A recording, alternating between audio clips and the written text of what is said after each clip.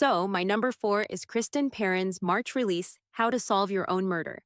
It sits a distinct cut above your average entertaining murder mystery. And yes, I can confirm the publisher's parallel. This book really does have a wonderful only murders in the building vibe. Kristen Perrin has taken one of my favorite literary constructs, parallel present day and historical first person narratives, the latter epistolary, and executed it superbly.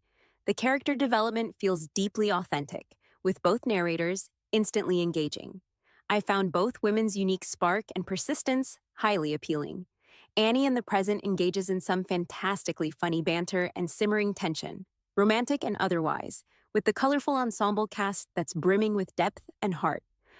In addition to the myriad clever twists, turns, and reveals woven into How to Solve Your Own Murder, Kristen Perrin's almost literary writing style is something I enjoyed immensely. Each setting and scene depicted is vivid, and the sense of time, place, and mood is always strong. How to Solve Your Own Murder is quirky without being kitsch, and evocative without feeling heavy. I recommend it unreservedly. Plus, Book 2 in this Castle Knoll Files series, currently titled How to Seal Your Own Fate, is scheduled for publication in March 2025. Sign me up for that one too. How to Coming in at number 3 is February new release, The Phoenix Crown by Kate Quinn and Janie Chang. I'll cut straight to the chase. This is a must-read for historical fiction lovers and, really, just about anyone who loves reading strong female characters. Mother Nature was a carnivore. She ate what she wanted when hunger made it necessary. Alice had known that in her bones since that day 5 years ago, when the earth shrugged its shoulders and a city cracked in half. The fictional tapestry within which the authors have woven real historical people and events is vivid and alive. The folly and decadence of high society against a backdrop of racial tension reaching fever pitch in San Francisco's Chinatown at the turn of the 1900s. The feisty women center stage are barely contained by this novel's pages. While the publisher's synopsis for The Phoenix Crown suggests 2 female leads, I was delighted to find readers are ultimately introduced to 4 leading ladies. One of the many things that make this story so appealing is that these women come from all walks of life, but have one experience in common. Life has taught them that to have any chance of living their best life, they must take matters into their own hands and fight for it. It was such a pleasure to connect with these characters and then follow them through many heart-in-the-mouth moments as they battle to overcome not just adversity and their own demons, but also a natural disaster and some particularly detestable adversaries. The Phoenix Crown is a novel that captivates with its prose, is enlivened by diversity, and is driven by female empowerment. My number 2 is The Ministry of Time by Calliane Bradley, which sucked me into its vortex from the word go. The inner voice of the unnamed narrator instantly piqued my curiosity. A near-future British civil servant, she's very structured and certain about particular things while at the same time rootless and diving into the complete unknown, acting as a bridge for expat time travelers. 1847 Arctic explorer Commander Graham Gore is a superb character that's developed gradually by Bradley to embody such depth and intellect that he's both an attractive and enthralling presence. Gore's and the unnamed narrator's keen intellects fuel many ongoing banter threads that, over time, build to deliver understated moments of comedic brilliance.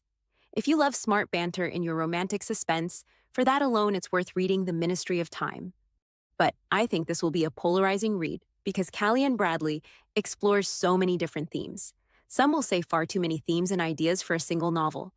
At certain points, greater heat of the adage, less is more, would have enhanced the reading experience for me, but overall, I admired Bradley's willful ambition. In parts, it's like a literary roller coaster crashing through a water feature. It feels as though out of control and messy in places, but I enjoyed almost every minute of the ride. Calliane Bradley's The Ministry of Time is an audaciously entertaining story and an appealingly unhinged and thought-provoking page-turner. And now we come to our best book of 2024 so far. Drum roll, please. My number 1 best book of 2024 so far is Leigh Bardugo's April new release, The Familiar. After adoring her epic, action-packed Yale College campus novels, Ninth House and Hellbent, starring the feisty Alex Stern, I was eager to read whatever Bardugo published next for adults. Plus, as someone drawn to fiction inspired by real historical events, I was particularly excited by this latest novel's distinctly different setting and context, the latter stages of the Spanish Inquisition. The Familiar is captivating and thought-provoking historical fiction first, and a fantasy novel second. And I think this is an important point for those that might otherwise be turned away due to the magical element. Yes, the magic is often center stage, but Bardugo employs it as a tool to demonstrate and explore much deeper and weighty themes, such as the plight of minorities in society, the way those that are different are often demonized, and the fickle nature of power and influence. And once again, Leigh Bardugo's talents for vivid depiction and superb ensemble character development shine so very bright in this novel. Lead character Lucia's journey in developing and learning to harness her magical talents, often under duress, sparks a much more compelling blossoming in confidence and awareness of her power as a woman. And this inner beauty, strength, and hidden intellect capture the attention of a forbidden beau. Once again, the romantic tension and suspense and the banter in this novel is top shelf, making it very hard to put down once you're hooked. And for me, that happened very quickly. But Lucia is surrounded by people with ulterior motives.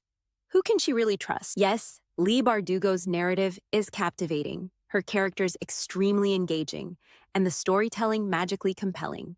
But what I most appreciated about The Familiar is that, once again, this author makes us consider more deeply the plight of those marginalized while heroing female grit, intelligence, and resilience over ephemeral definitions of physical beauty. Loved it.